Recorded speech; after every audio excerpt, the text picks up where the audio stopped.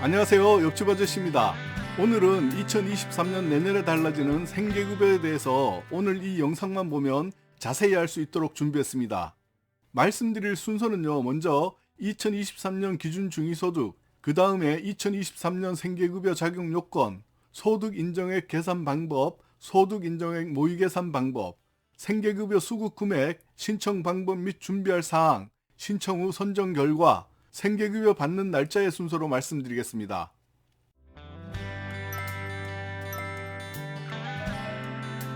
보건복지부는 2023년 5.4% 인상된 기준 중위소득과 각 급여별 선정 기준을 지난 7월 29일 심의 의결했습니다. 따라서 2023년에 기준 중위소득은 5.4% 인상이 되었는데요. 이로 인하여 기초생활급여별 자격 기준이 완화되었고 특히 부양의무자 기준이 완화 및 폐지되었으므로 올해 생계비 수급 대상이 대폭 늘어날 전망입니다. 이번에 발표된 기준 중위소득은 2023년 내년에 적용되는데요. 간략히 한번 볼게요.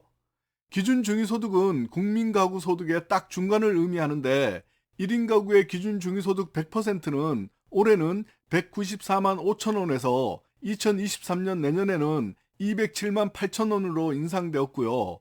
2인 가구는 326만 9천 원에서 345만 6천 원으로, 3인 가구는 419만 5천 원에서 443만 5천 원으로 인상이 최종 결정되었습니다. 그 외 가구의 2022년 대비 2023년 가구별 기준 중위소득 100%는 표를 참고 부탁드리고요. 내년에 기준 중위소득 발표와 함께 기초생활수급자 각 급여별 선정 기준도 함께 확정 발표되었습니다.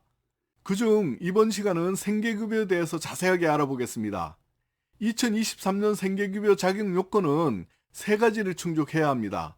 첫째, 가구별 선정 기준액, 둘째, 부양의무자 기준, 셋째, 근로능력평가 이 세 가지를 충족해야 합니다.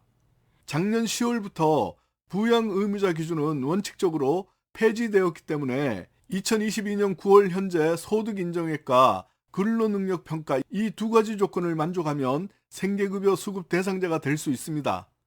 그러나 부양의무자 조건이 폐지되었더라도 꼭 아셔야 하는 사항이 있기 때문에 오늘 그 내용도 함께 알려드릴게요. 이 부분 중요하므로 꼭 알아두셔야 합니다. 먼저 생계급여 소득인정액은 선정기준 중위소득 30% 이하여야 합니다.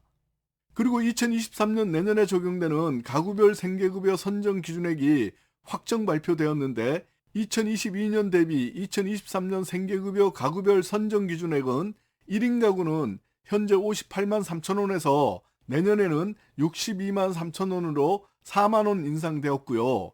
2인 가구는 현재 97만 8천 원에서 103만 7천 원으로 5만 9천 원이 인상, 3인 가구는 현재 125만 8천 원에서 133만 원으로 인상되었고 4인 가구는 현재 153만 6천 원에서 2023년 내년에는 162만 원으로 8만 4천 원이 인상되었습니다. 나머지는 생계급여 가구별 선정기준 표를 참고해 주세요. 이번에는 부양의무자 기준입니다. 부양의무자 기준은 원칙적으로 폐지되었다고 했잖아요. 그러나 부양의무자 기준이 폐지되었지만 고액자산가, 즉 연소득이 1억 원 이상이거나 재산이 9억 원이 넘는 자녀가 있는 경우는 부양의무자 요건이 그대로 유지됩니다. 이때 자녀의 재산은 자녀 각각의 재산을 합한 금액이니까 참고 바랍니다. 그리고 반드시 알고 있어야 하는 중요사항 또 하나는 부양의무자와 수급자가 같이 살고 있다면 한 가구로 보기 때문에 소득재산 계산에서 부양의무자를 포함해서 계산합니다. 그러므로 소득이 있는 자녀와 같이 살고 있다면 수급자에서 탈락할 가능성이 높습니다. 이 점 중요하니까 꼭 참고하셔야 합니다.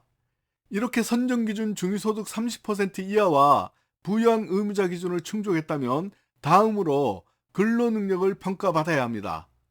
단순히 생활이 어렵다고 모두 생계급여 수급자가 되는 것은 아니고요. 근로능력이 없다는 것을 증명하셔야 생계급여를 받을 수 있습니다. 기본적으로 근로능력이 없는 수급자의 조건은 만 18세 이하이거나 만 65세 이상입니다. 수급자의 나이가 만 18세 이상, 64세 이하는 근로능력이 있다고 판단하여 생계급여 신청 대상자가 원칙적으로는 안 됩니다. 그런데 만 18세 이상이라도 대학생일 경우는 근로능력이 없는 것으로 봐주고요. 나이가 만 18세 이상 64세 이하라도 근로능력이 없는 경우는 생계급여 수급자가 될 수가 있습니다. 근로능력이 없다는 것을 인정받으려면 먼저 질병 및 부상 등으로 치료 및 요양이 필요한 사람, 희귀난치성 질환자, 암 환자, 중증 화상 환자, 장애 및 상급 이상의 상위 등급 해당자, 장기요양 1등급에서 5등급 판정자, 그리고 근로능력이 있지만 가구원 양육, 간병 등으로 근로가 곤란한 사람 등도 근로능력이 없다고 인정해 줍니다. 양육, 간병 등의 예시는 화면을 참고 부탁드립니다. 이와 함께 사회복무요원과 같이 법률 의무 이행자 등도 근로능력이 없는 것으로 간주합니다. 이 외에도 질병 및 부상 등으로 치료 및 요양이 필요하여 일할 수 없는 경우 생계급여 대상자가 될 수 있는데요. 이분들은 다니시는 병원 등에서 근로능력 평가 진단서를 발급받아서 제출하면 되고요. 또 진로기록지 4번 2개월 이상을 제출하시면 됩니다. 단 우울증 등 정신적인 부분은 3개월분을 제출하셔야 합니다. 이번에는 소득인정액 계산 방법입니다. 소득인정액 계산은 소득평가액 더하기 재산의 소득 환산액입니다. 이 말은 소득은 평가하고 재산은 소득으로 환산한다는 의미인데, 소득인정액 계산은 본인이 계산하기가 좀 어려우므로 소득인정액 계산을 모의로 직접 해보는 방법을 알려드릴게요. 먼저 검색창에서 복지로 홈페이지를 검색한 후에 복지서비스 모의계산을 찾아서 클릭하시고요. 국민기초생활보장 계산해보기를 클릭, 그 다음은 순서대로 하나하나 작성하시고 결과 보기를 클릭하시면 됩니다. 그러면 본인의 대략적인 소득인정액을 알 수가 있습니다. 생계급여로 받을 수 있는 수급금액은 생계급여 가구별 선정기준액 빼기 가구별 소득인정액을 하면 남은 금액을 생계급여로 받을 수 있습니다. 대략적인 예를 들면 만약 1인 가구이고 소득인정액이 하나도 없다면, 다른 말로 재산이나 소득이 없다면 2023년 1인 가구 선정기준액이 62만원이므로 62만원을 생계급여로 받을 수 있습니다. 마찬가지로 3인 가구이고 소득인정액이 61만 5천원이라면 생계급여 수급 금액으로 받을 수 있는 금액은 2023년 3인 가구 선정기준액이 133만원이므로 133만원 빼기 소득인정액 61만 5천원 하면 71만 5천원을 생계급여 수급 금액으로 받을 수 있게 됩니다. 다음은 신청 방법과 준비할 사항입니다. 생계급여 신청은 온라인 신청은 안 되고요. 직접 방문하셔야 하는데 주소지 관할 읍면동 주민센터에서 담당 공무원분과 상담한 후에 신청하시면 됩니다. 신청하실 때 준비할 사항은 사회보장급여 신청서, 소득재산신고서를 작성하셔야 합니다. 사회보장급여 신청서는 가족사항, 통장 계좌 등을 작성하시면 되고요. 상담 및 신청서 등을 작성하셨다면 사실관계 등의 확인을 위해서 직접 방문하여 확인한 후에 심사를 진행하게 됩니다. 자격 조건 등이 충족되었으면 서비스 결정이 확정되고 생계급여를 수급받으실 수 있습니다.